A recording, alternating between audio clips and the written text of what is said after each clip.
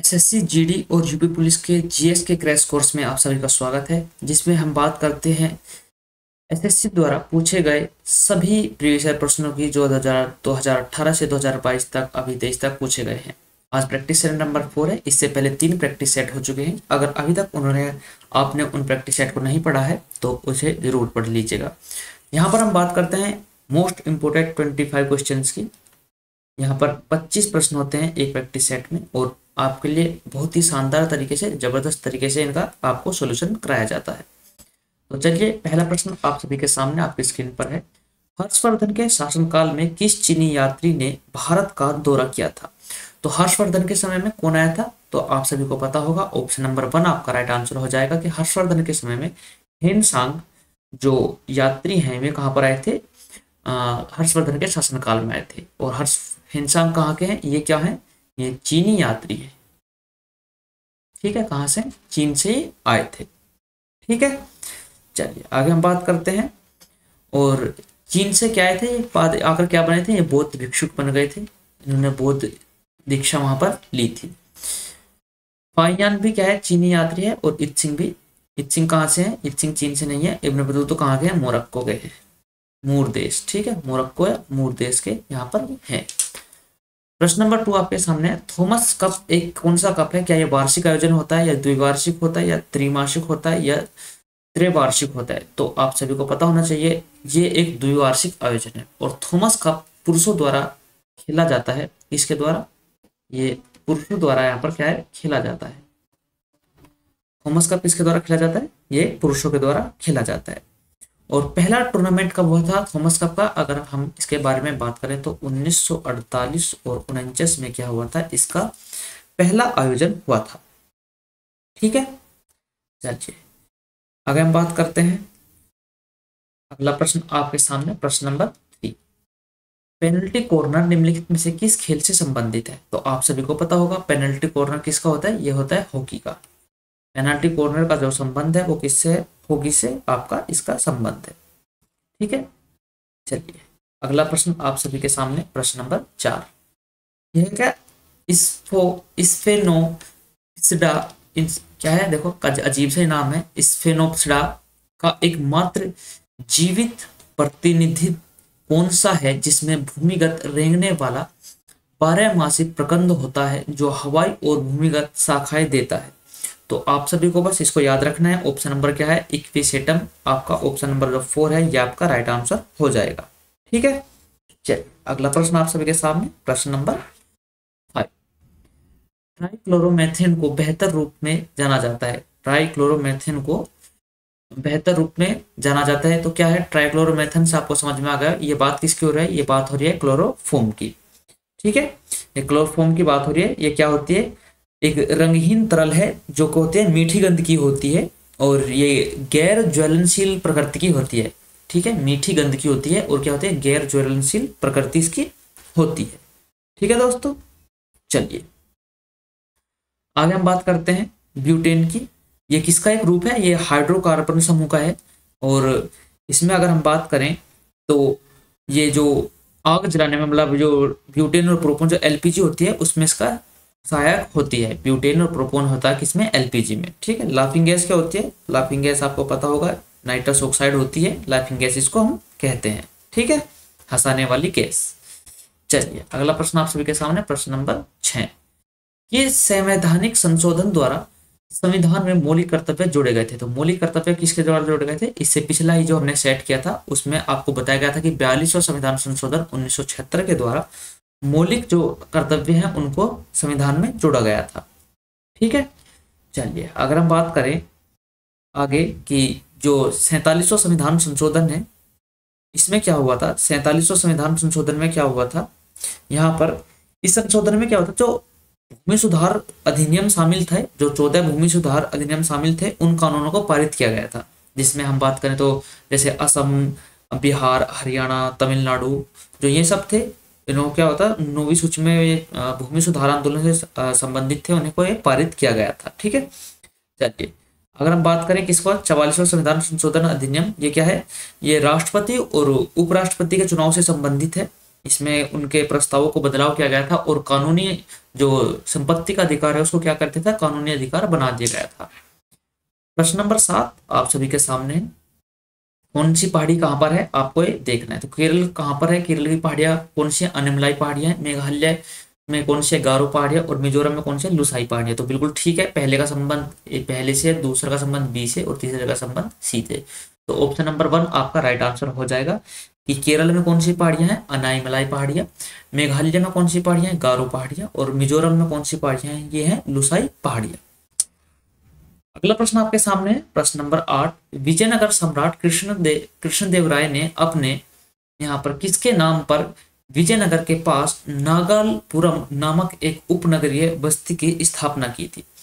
तो यहाँ पर आपका आंसर क्या हो जाएगा, क्या पिता या शिक्षक या बहन या माँ। तो विजयनगर सम्राट कृष्णदेव राय ने किसने अपनी माँ के नाम पर नागलपुरम नामक किसके नाम पर, अपनी माँ के नाम पर। तो माँ कहाँ पर है, ये ऑप्शन नंबर 4 में है।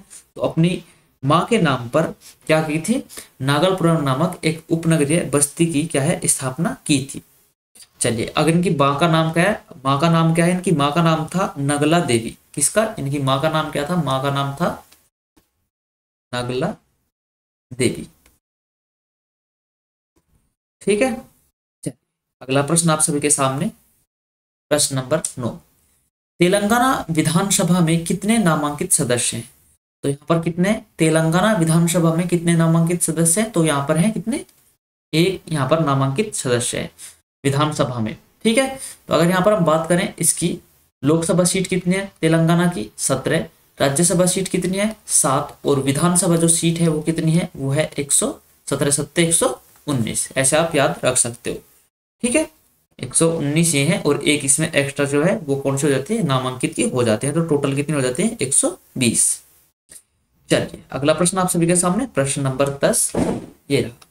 अंतर्राष्ट्रीय महिला दिवस 2022 पर एमएसएमई मंत्रालय ने निम्नलिखित में से किस नाम से महिलाओं के लिए उद्यमिता अभियान शुरू किया।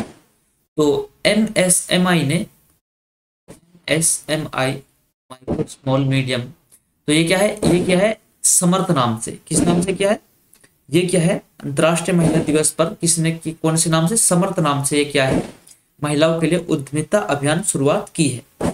ठीक है। प्रश्न नंबर 11 आप सभी के सामने, पृथ्वी के आंतरिक ताप इंजन के लिए मुख्य ऊर्जा स्रोत क्या है। तो पृथ्वी के आंतरिक ताप के लिए किसकी आवश्यकता होगी, समुद्री ज्वार ताप, जी नहीं। ज्वालामुखी से निकलने वाली ऊष्मा की, जी नहीं। सौर ऊष्मा, समुद्री ताप, नहीं जी। तो ये किसके लिए है, ये हो जाएगा रेडियोजेनिक ऊष्मा और मौलिक ऊष्मा की आवश्यकता होगी पृथ्वी के आंतरिक ताप इंजन के लिए। मुख्य ऊर्जा स्रोत ये होंगे कौन कौन से, रेडियोजेनिक ऊष्मा और मौलिक ऊष्मा। ठीक है।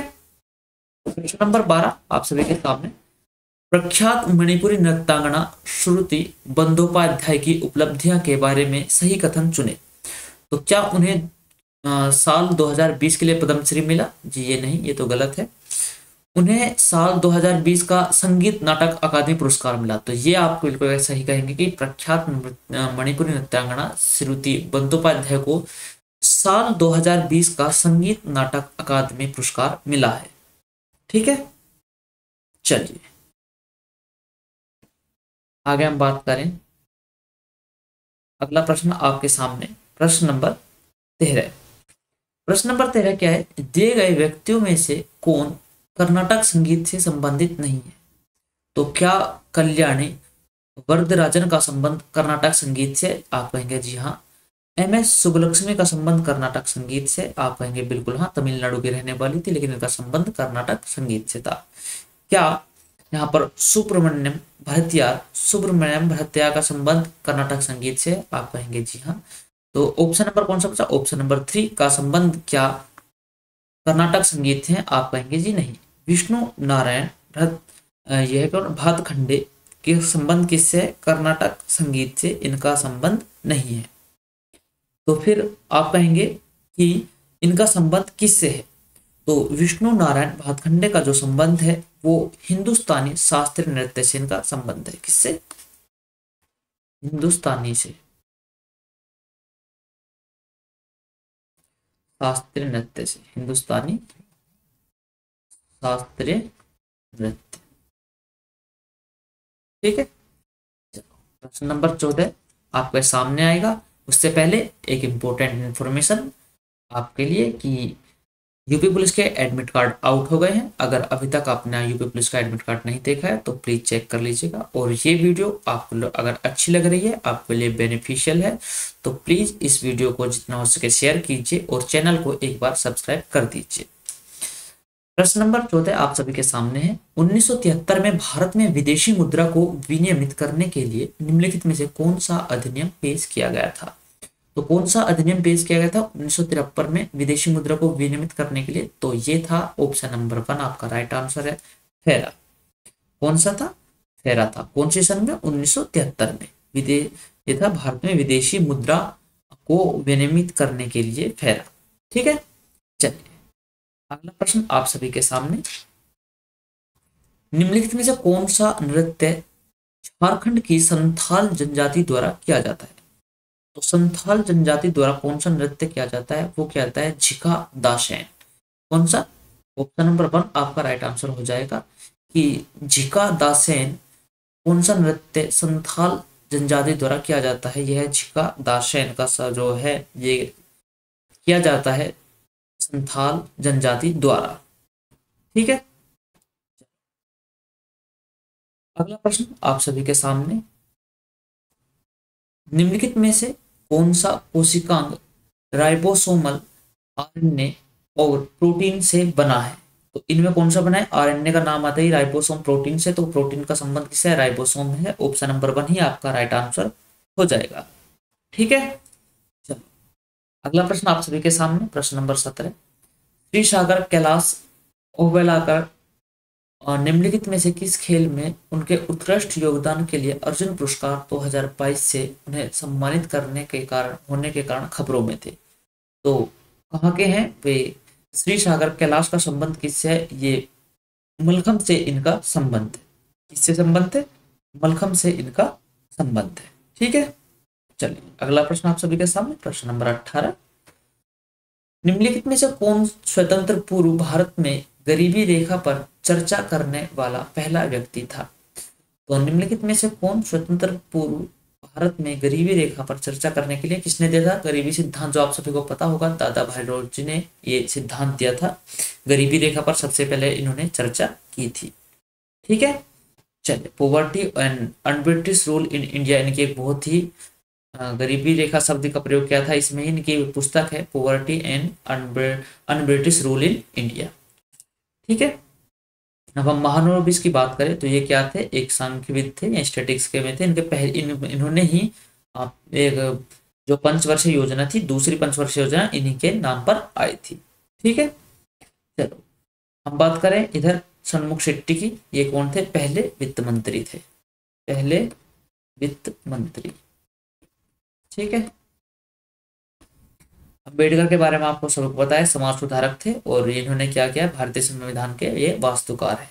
ठीक है, प्रश्न नंबर 19 आप सभी के सामने है। सरदार सरोवर परियोजना शामिल राज्यों में से समूह की पहचान कीजिए। तो इसका संबंध किससे? महाराष्ट्र बिल्कुल है, मध्य प्रदेश से है, और क्या छत्तीसगढ़ और राजस्थान से, झारखंड से? ये तो नहीं है। किससे? महाराष्ट्र है, मध्य प्रदेश है, गुजरात से, राजस्थान। जी हाँ, तो ऑप्शन नंबर कौन सा? ऑप्शन नंबर 2 आपका राइट आंसर हो जाएगा कि सरदार सरोवर परियोजना का संबंध इससे। अब हम बात करते हैं सरदार सरोवर परियोजना जो है ये कौन सी नदी पर है? तो ये कौन सी नदी पर? ये नर्मदा नदी पर स्थित है। किस पर स्थित है? नर्मदा नदी पर ये स्थित है।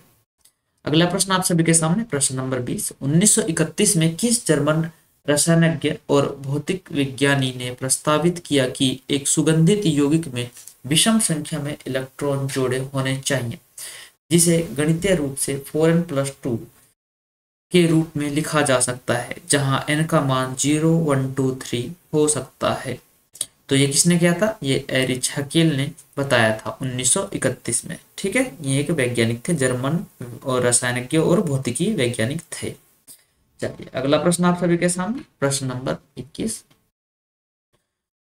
सीपी इल्बर्ट किसके अधीन परिषद के विधि सदस्य थे? तो सीपी इल्बर्ट किसके थे? तो लॉर्ड रिपिन। ऑप्शन नंबर 3 आपका राइट आंसर हो जाएगा कि सीपी इल्बर्ट लॉर्ड रिपिन के अधीन परिषद के कानून सदस्य थे। ठीक है। अब हम बात करें लिंटन का कार्यकाल कितना था, तो 1876 से 1880 तक किसका कार्यकाल था, लॉर्ड लिंटन का कार्यकाल था। इसको लॉर्ड बोलते हैं ये। कार्निवलस की बात करें तो 1786 से 1793 तक इसका कार्यकाल था। किससे, 1786 से 1793 तक इसका कॉर्निवलस का कार्यकाल था। स्थायी बंदोबस्त की जो इन्होंने बात की थी, किसने स्थायी बंदोबस्त की किसने बात की थी, स्थायी बंदोबस्त, ठीक है, स्थायी बंदोबस्त की बात किसने की थी, कार्निवलस ने की थी। अब हम बात करें लॉर्ड लिंटन के बारे में भी कि तो क्या वर्नाकुलर प्रेस एक्ट जो आया था, वर्नाक्यूलर प्रेस एक्ट, क्यूलर प्रेस एक्ट इसी के समय पर आया था। कर्जन की बात करें तो कर्जन के समय पर क्या होता, 1899 से 1905 तक रहा। और बंगाल का क्या होगा, विभाजन इसी के समय पर हुआ, बंगाल विभाजन। तबियत थोड़ा सा ठीक नहीं होने के कारण थोड़ा आज क्लास जल्दी खत्म होगी दोस्तों। अगला प्रश्न आप सभी के सामने, प्रश्न number 22। The Buddha and his Dhamma पुस्तक के लेखक जो 1957 में इसके लेखक की मृत्यु के बाद प्रकाशित हुई, कौन है। द बुद्धा एंड हिज धम्म, तो पुस्तक किसने लिखी है, ये लिखी है किसने, डॉक्टर भीमराव अंबेडकर ने। तो डॉक्टर भीमराव अंबेडकर ने ये लिखी है। इनके मरणोपरांत 1957 में ये प्रकाशित हुई थी। ठीक है, चलो अगला प्रश्न आप सभी के सामने है, प्रश्न नंबर 23। नाग पंचमी हिंदू कैलेंडर के किस महीने में मनाई जाती है। तो नाग पंचमी कब मनाई जाती है, ये श्रावण के महीने में मनाई जाती है नाग पंचमी। ठीक है, कार्तिक माह में क्या मनाई जाती है, यहाँ पर दीपावली मनाई जाती है। ठीक है, कार्तिक माह की अमावस्या को। ठीक है, चलिए अगला प्रश्न आप सभी के सामने है, प्रश्न नंबर 24। यहाँ पर पूछा गया है कि तैराकी में ओलंपिक योग्यता समय को तोड़ने वाले भारत के पहले तैराक बन गए हैं, क्योंकि उन्होंने जून 1921 में रोम इटली में सेटे कोली ट्रॉफी में उत्कृष्ट प्रदर्शन के साथ अपनी योग्यता अवधि पूरी की है। तो इनका संबंध किससे, तैराकी का नाम लेते ही आपके दिमाग में आ जाएगा साजन प्रकाश। तो साजन प्रकाश का संबंध किससे है, ये तैराकी से है। ठीक है, चलिए अगला प्रश्न आप सभी के सामने है, प्रश्न नंबर 25।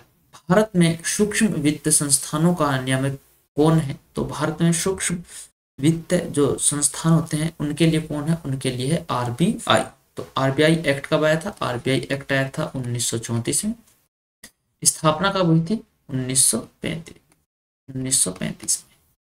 ठीक है, 1 अप्रैल 1935 को। और राष्ट्रीयकरण कब हुआ था, राष्ट्रीयकरण कब हुआ था, 1 जनवरी 1949 को।